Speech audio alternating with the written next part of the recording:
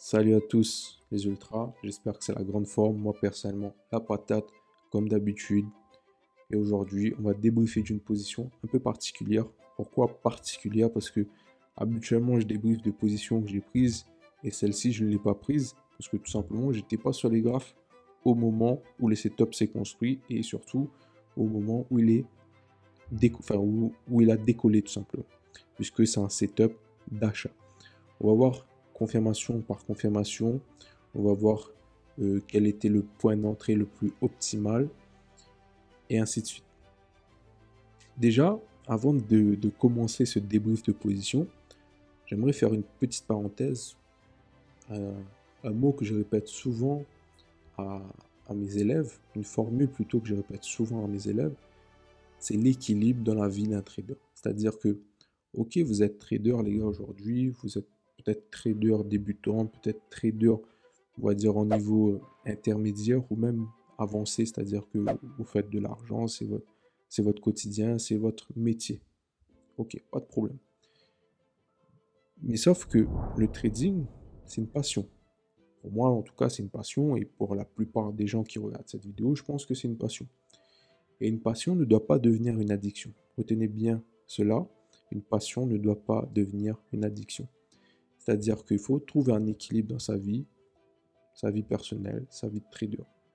Quand il faut couper les graphes, il faut couper les graphes. C'est comme ça. Vous allez rater des setups, ne soyez pas frustrés. Des setups, il y en a tous les jours sur le marché. La preuve, j'ai raté ce setup, mais derrière, j'ai pu prendre d'autres positions, que ce soit à l'achat, mais également à la vente, qui m'ont rapporté pas mal de pourcentage et pas mal de bénéfices. Ça, il faut bien se mettre dans sa tête que rater un setup, ce n'est pas grave.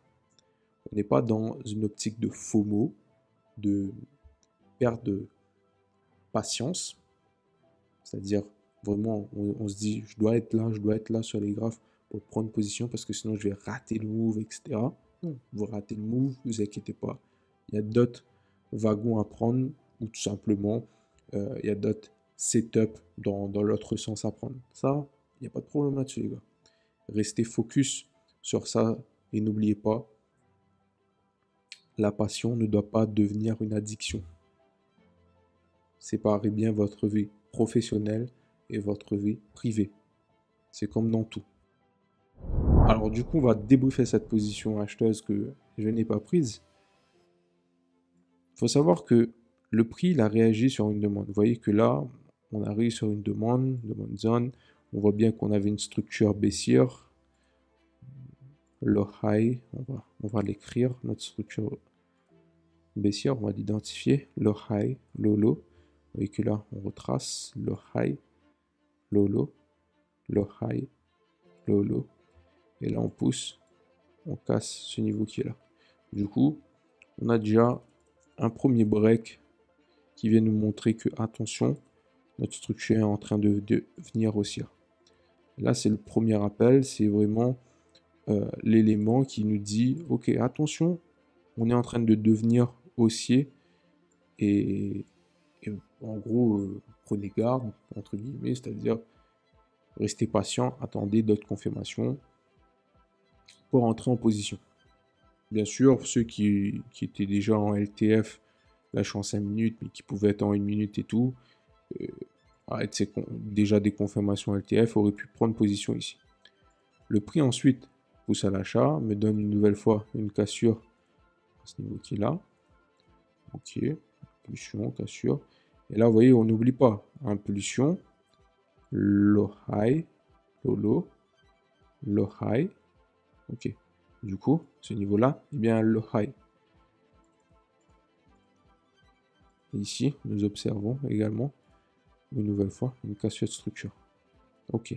Du coup, à ce moment-là, quand je regarde mon graphe, en 5 minutes, même en 10 minutes, je vous montre 10 minutes, et j'ai deux niveaux qui vont m'intéresser. Deux niveaux qui vont m'intéresser. Ça va être tout simplement ce premier niveau qui est ici. Après, on va le raffiner. Là, c'est vraiment pour que ce soit bien compris de tous. Ce premier niveau qui est ici. Et ensuite, on va prendre la version. Là, vous voyez la bougie qui prend l'argent. Ok, on va intégrer ces bougies qui sont là, la demande zone qui est ici. Ok. Voici les deux demandes que moi personnellement j'aurais checké pour une prise de position. Ici et ici. Ok. Tout simplement puisque c'est vraiment les deux niveaux qui vont break des structures sur notre gauche, qui vont break des low high, comme on l'a vu. Du coup ici, on voit que on pousse, on nous donne notre cassure, on va descendre notre unité de temps maintenant en 2 minutes. En 2 minutes, on voit que on a tout simplement, juste avant de venir break la structure ici, on va indiquer le high pour que ce soit bien compris de tous. Le high qui est ici, qui s'est fait BOS. Ok. Juste avant de venir BOS, on a la bougie manipulatrice, la bougie qui prend l'argent tout simplement de ce niveau qui est là, avant de me donner cette impulsion et la cassure de structure ici. Ok. Pas de problème. On va indiquer tout ça. Je vais retirer ça. Ok. Maintenant, on voit que là, on pousse. On a vu que ça, c'était notre zone qu'on a pu tracer en 10 minutes. Et je crois même en 5 minutes, c'était à peu près la même zone. Et ici, 2 minutes, on peut travailler notre zone par rapport à ce niveau qui est là. Moi, personnellement, ça aurait été le niveau que j'aurais regardé pour une prise de position. Ok. Vous voyez que là, impulsion, on retrace. On a créé même des niveaux de liquidité ici.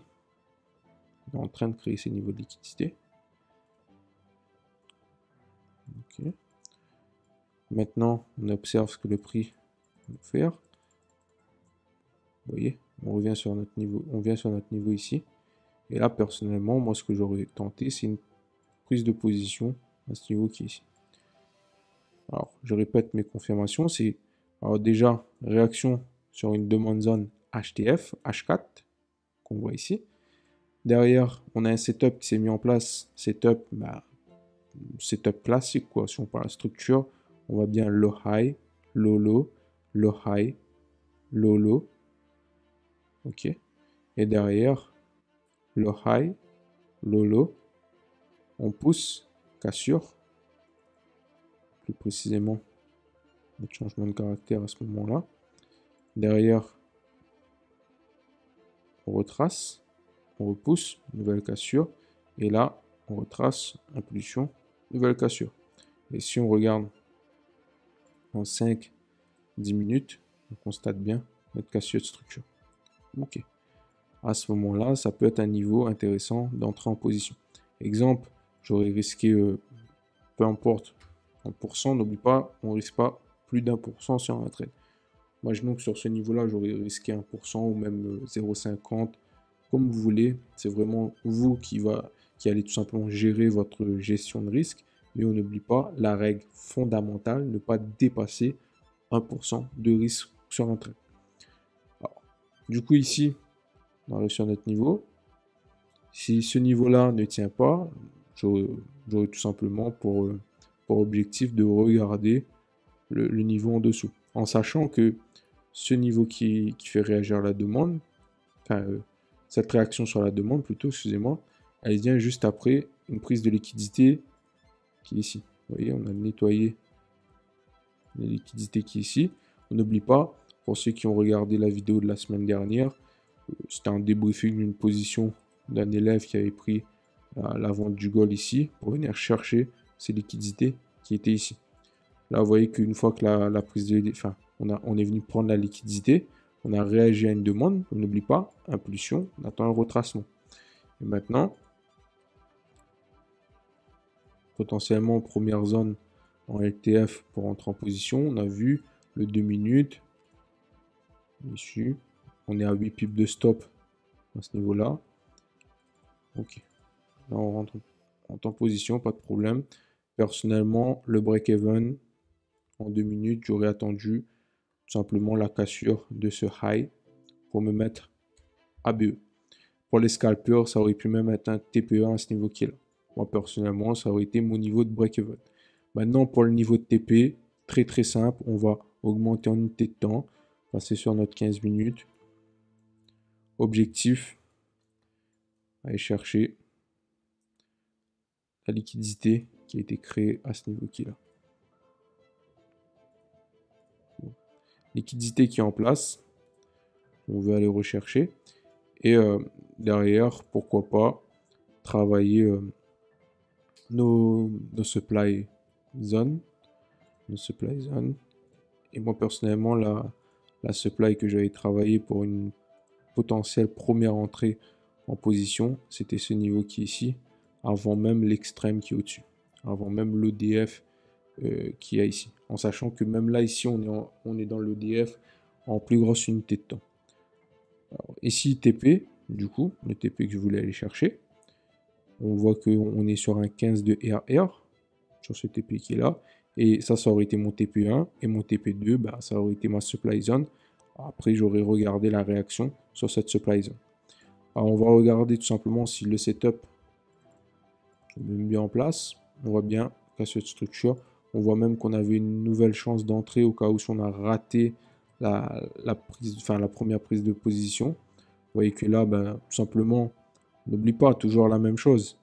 Impulsion, retracement, qui est composé de le high et de low low. On attend nos breaks de structure. Là, vous voyez qu'on avait un low low, un low high, un low low. On pousse, cassure, test, monte ici. Pour ceux qui n'ont pas forcément prise position à ce niveau qui est là.